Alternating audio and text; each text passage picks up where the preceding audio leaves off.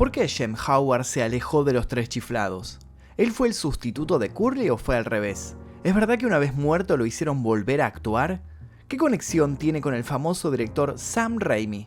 Bueno, de eso vamos a hablar en este informe, de eso y de otras tantas cosas.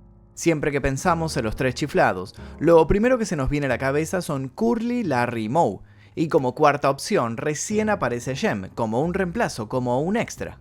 Pero ¿sabían que él fue uno de los primeros en crear este tridente actoral? Shem nunca fue el chiflado favorito de nadie.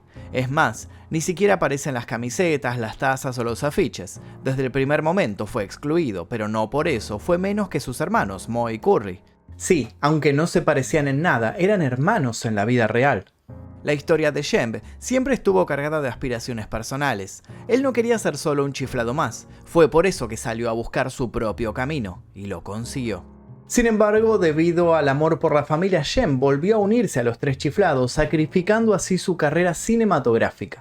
Sus últimos años los vivió feliz, gracias a sus amigos y a su esposa, quien lo acompañó hasta el último momento, hasta que el 22 de noviembre de 1955, el día que murió Shem Howard. Antes de comenzar, me gustaría que me cuenten qué cortos de los Tres Chiflados recuerdan ustedes en los que participe Shem. Obviamente no estamos hablando de Curly, ni de Larry, ni de Moe, estamos hablando de Shem. ¿Qué cortos recuerdan? Yo recuerdo personalmente uno que está en un barco, que él se mareaba en el barco y que en un momento abría una de las escotillas y le tiraban agua. Y que en un momento dormía y que se mareaba. Bueno, tengo como vagos recuerdos de ese capítulo, creo que es el que más me acuerdo de Shem, pero a mí me hacía reír mucho Shem. Me gustaba porque siempre parecía como muy peinado prolijo y de repente le pegaban y se despeinaba todo y eso me causaba gracia. Y la voz que le ponían, que obviamente lo conocemos muchos con el doblaje que le hicieron, pero era bastante similar a la voz original que él tenía. Quiero que me comenten eso, qué recuerdos tienen de Shem, y también los invito a dejar sugerencias para posibles futuros videos, a dejar su like, suscribirse obviamente, y ahora sí comencemos.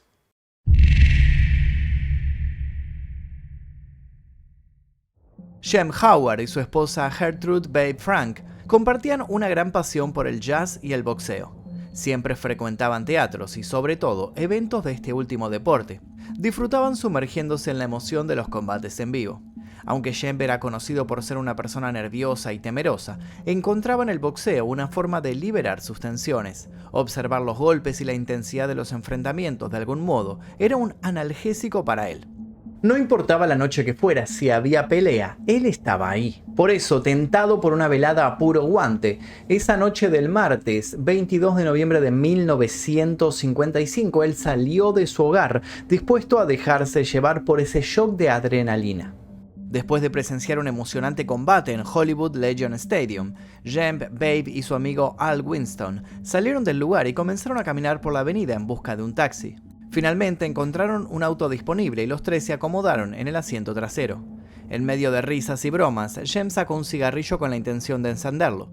Sin embargo, antes de poder llevarlo a la boca, hizo un movimiento bastante extraño y todos quedaron desconcertados. Pero no nos adelantemos, para saber qué sucedió es necesario que comencemos por el principio.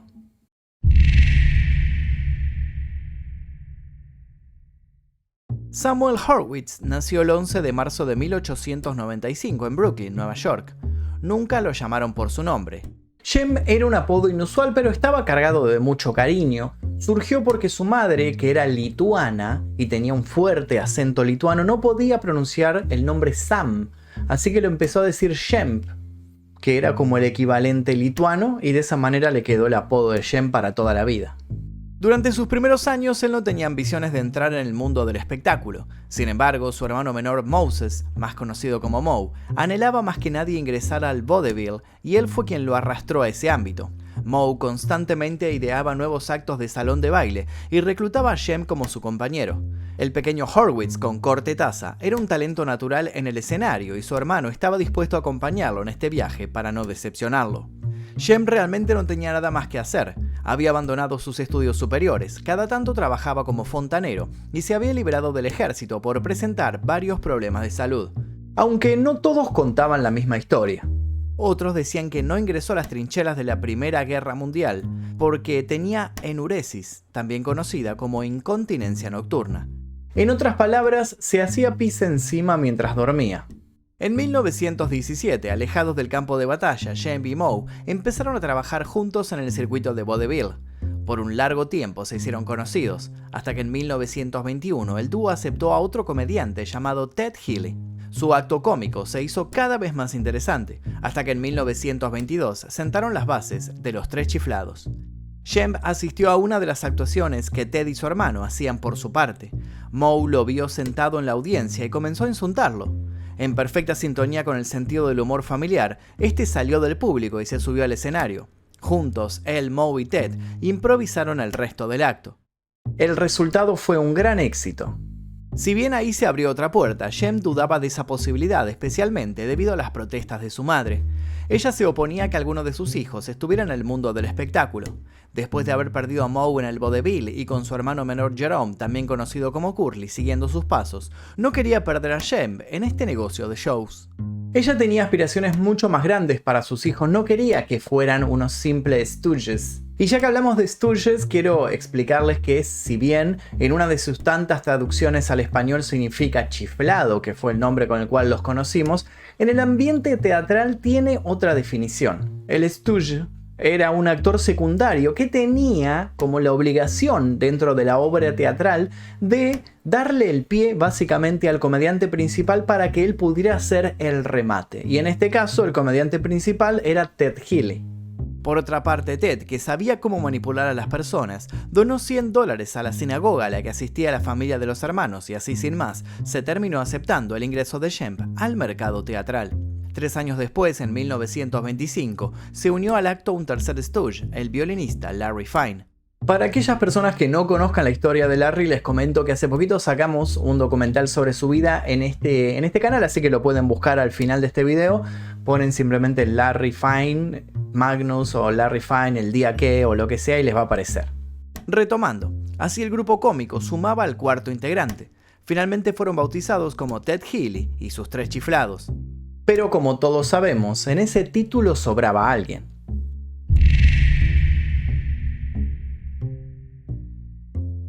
La vida junto a Ted Healy no siempre fue fácil. Él era un estafador, bebedor, jugador y mala persona. Siempre tenía conflictos con los chiflados, sobre todo cuando se hablaba del dinero y la facturación.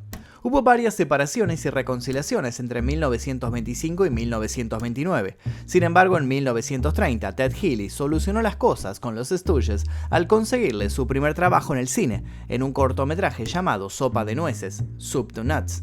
Esto lo llevó a formar parte de un espectáculo de revista en Broadway llamado El Espectáculo de Pases, en 1932, The Passing Show en inglés. Sin embargo, una noche, en medio de una furia alcohólica, Healy y el productor del programa, J.J. Subert, tuvieron un desacuerdo. Healy renunció al espectáculo de inmediato y se llevó los chiflados con él. Jem no soportó más y decidió dejar atrás a los chiflados y continuar con su carrera de manera personal. Ted no se hizo problema por su salida y, siguiendo la sugerencia de Moe, entró al trío Curly para suplantarlo. Una gran decisión, sin dudas. Lejos de los tortazos, los golpes y el lloriqueo aniñado, Jem comenzó a forjar su propio camino.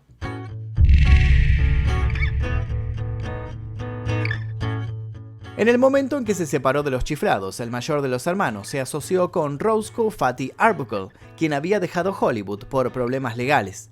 Roscoe y Jem, junto con el actor Lionel Standard, se unieron para hacer varios cortometrajes para los estudios Vitaphone de Nueva York. Gracias a esta unión, Jem se convirtió en una figura importante y entre 1933 y 1937 apareció en más de 30 cortos para la compañía. Durante este periodo, su logro más destacado fue asumir el papel de Nobby Walsh cuando Vitaphone adquirió los derechos para hacer una serie de películas de Joe Palooka. Sin embargo, a medida que Vitaphone comenzó a quedar obsoleto, Jem decidió probar suerte en otro lugar.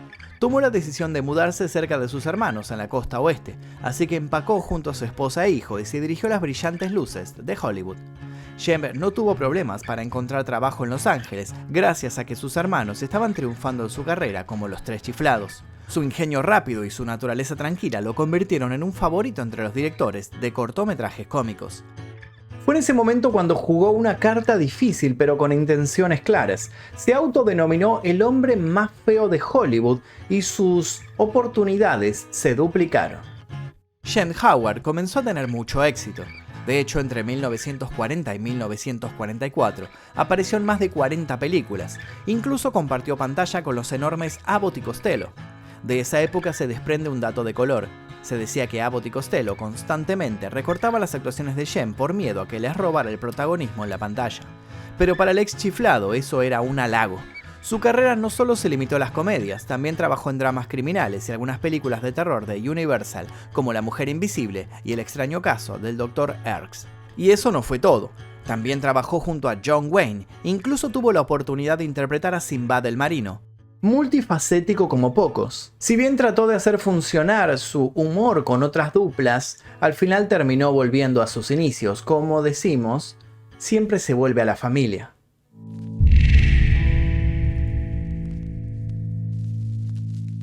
Mientras en 1946 Columbia Studios le ofrecía nuevos papeles, la tragedia golpeó al trío de chiflados. Curly había sufrido un derrame cerebral, y aunque eso no lo mató, ya no podía trabajar.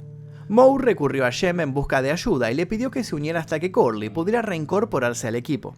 A pesar de que su carrera en solitario finalmente despegaba, Jem sabía que si no lo hacía, Moe y Larry se quedarían sin trabajo.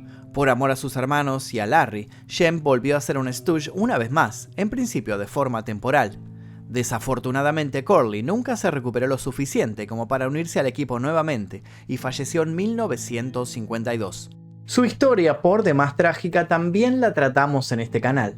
Y así fue como Jem trabajó de manera permanente para los siguientes 73 cortometrajes que restaban. Fue un freno en su camino hacia el éxito en solitario, pero claramente un paso hacia adelante para asegurar su lugar en la historia de la cultura pop. Si no fuera por eso, hoy sería un actor más que pasó de largo en la lista fúnebre de Hollywood. Como parte de los tres chiflados, Jem nunca pudo encontrar su propia voz. En la alineación anterior, Moe era el líder y el más malhumorado del grupo, Larry era el callado y Curly era el desequilibrado en carne y hueso, el eslabón perdido.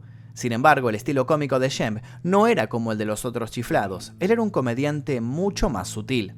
Además, faltaba la energía del equipo completo y el público comenzó a notarlo. Aunque todavía iban a ver los cortometrajes de los tres chiflados, todos extrañaban a Curly y expresaban su desprecio hacia Jem como el tipo que lo reemplazó. Ellos nunca lo aceptaron realmente o quizás nunca lo llegaron a entender.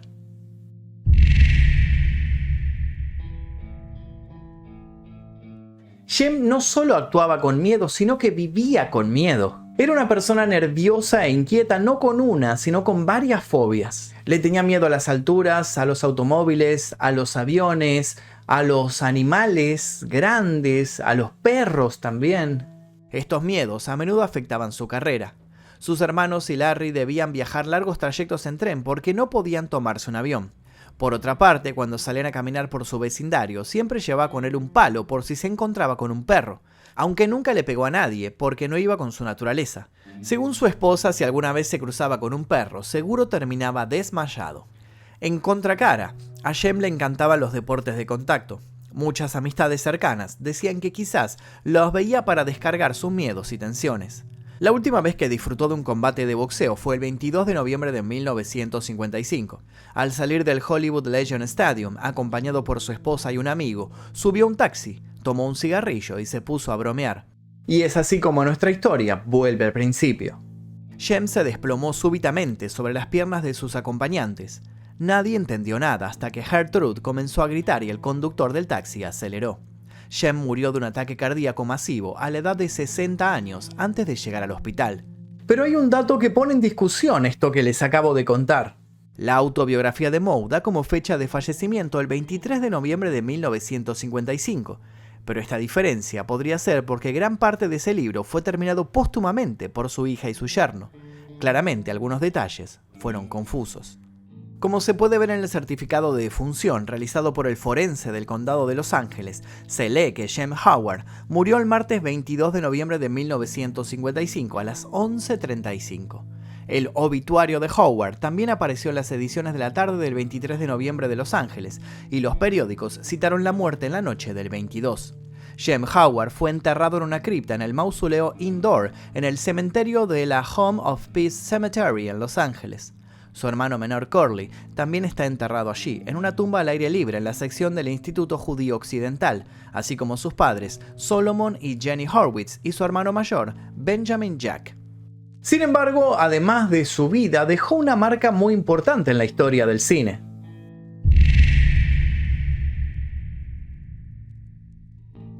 La inesperada muerte de Shem generó un gran problema a nivel laboral. Columbia Pictures, ni bien se enteró de su partida, elevó un escrito potenciando sus exigencias. En esa época los contratos con los artistas eran muy abusivos, como por ejemplo, en este caso, hablaba de seguir haciendo actuar a Shem, incluso después de muerto. Al año siguiente, en 1956, Columbia ya había prometido exhibir 8 cortometrajes de los Tres Chiflados, con Moe, con Larry y con Shem. El mayor problema era que solo se habían filmado 4. Para solucionar este asunto, el director Jules White creó 4 películas adicionales, reciclando escenas antiguas y volviéndolas a insertar con la ayuda de un doble que se hacía pasar por el fallecido comediante. Para esto recurrieron a Joe Palma. Este actor aparecía de espaldas, de costado u ocultando su rostro, ajustando los encuadres de la cámara y los movimientos para que pareciera lo más natural posible. Incluso se ponía máscaras o bigotes postizos para que no se notara el doblaje de su voz realizado con grabaciones antiguas. El falso Shem simplemente aparecía y desaparecía en la trama. Era como un fantasma actoral. Las películas con este truco tuvieron una calidad paupérrima comparada con los años dorados de los chiflados, porque centraban el guión en Moe y Larry, haciendo desaparecer a Shem de manera poco precisa incluso e incomprensible.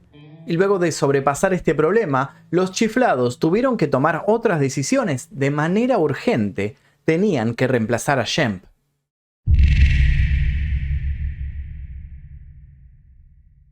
Moe Howard les propuso a los productores de Columbia Pictures continuar con el programa como Los Dos Chiflados, pero les llegó como respuesta un rotundo no.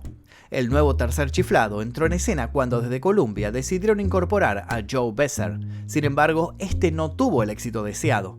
Después de filmar 16 cortos con Besser, el programa fue cancelado de manera definitiva. En los años siguientes estos cortos se estrenaron como episodios nuevos para luego formar parte de un ciclo de constantes repeticiones. Ahora bien, ¿recuerdan que Shem fue sustituido para terminar las grabaciones pendientes? Bueno, eso no salió tan mal como pensaban, porque de ahí se desprende no solo el legado de Shem, sino parte de su inmortalidad. La utilización de dobles o tomas viejas para terminar las filmaciones de los actores que se despedían antes de tiempo no tenía un nombre formal. Y es así cuando entra en escena el director de cine Sam Raimi y el actor Bruce Campbell. Ambos son fanáticos de los Tres Chiflados. Incluso la influencia de su humor tiene mucho que ver con la saga Evil Dead. Si le prestan atención a los créditos de esta película van a notar que hay un apartado con un nombre bastante inusual. Fake Shem. Pero, ¿qué es un Fake Shem? Puede parecer la acreditación más extraña en una película, pero el término tiene más sentido que el que se percibe inicialmente. Específicamente se refiere a los cuerpos humanos poseídos por demonios. En otras palabras, alguien que actúa como otro pero no es el mismo. Se entiende un poco si estamos hablando de personas poseídas por demonios. Esta situación ocurrió debido a que el calendario de rodaje de Evil Dead se retrasó. El presupuesto se redujo por demás y la mayoría del elenco y el equipo renunciaron. Sam Raimi y el director y su productor se vieron obligados a utilizar amigos y familiares como reemplazo de los zombies. Los hermanos de Raimi, Ted y Ivan, junto con las hermanas del productor Robert Tupper, Dorothy y Mary Beth, aparecieron en los créditos. ¿Lo vieron cuando compartí la imagen? Si no lo vieron, se los muestro nuevamente. Gracias a este chiste, o a ese homenaje si se quiere, Shem se ha convertido en una curiosidad de la franquicia. También pasó lo mismo en 1987 con Evil Dead 2, Dead by Dawn, y en 1992 con El Ejército de las Tinieblas. Si se fijan en los créditos van a encontrar a los Fake Shems. Como si fuera un muerto vivo, el término se extendió más allá de Evil Dead. A partir de entonces, cualquier doble que se utilizara para terminar escenas de un actor que ya no estaba presente, empezó a ser acreditado como un Fake Shem. Sabemos que es un legado extraño, pero si lo unimos a todas las risas que nos han sacado de chicos y no tan chicos, nos encontramos con un actor que en vida e incluso durante su descanso nos sigue sorprendiendo. Sea real o sea un fake, Shem Howard siempre será un gran e inolvidable chiflado. No fue mi intención, no fue mi intención. Se me fue la mano. Juego de piernas. Juego de piernas. Y hasta aquí el video del día de hoy, espero que les haya interesado la historia de Jem. Por mi parte, gracias a este video aprendí sobre esta relación de Evil Dead, que es una de mis sagas favoritas de toda la vida, y los tres chiflados, que la verdad que no sabía que existía esta relación de los fake Jems y todo esto, me pareció súper interesante. Y los invito nuevamente a que me cuenten cuál es su corto de los tres chiflados favorito, en donde aparecía Jem. Los invito a dejar su comentario aquí debajo, a suscribirse, a dejar su like obviamente y a dejar sugerencias para posibles futuros videos. Sin nada más que decir, me retiro. Mi nombre es Magnus Mephisto y esto fue El Día Que. No olviden suscribirse porque estamos muy cerca del 1.000.000.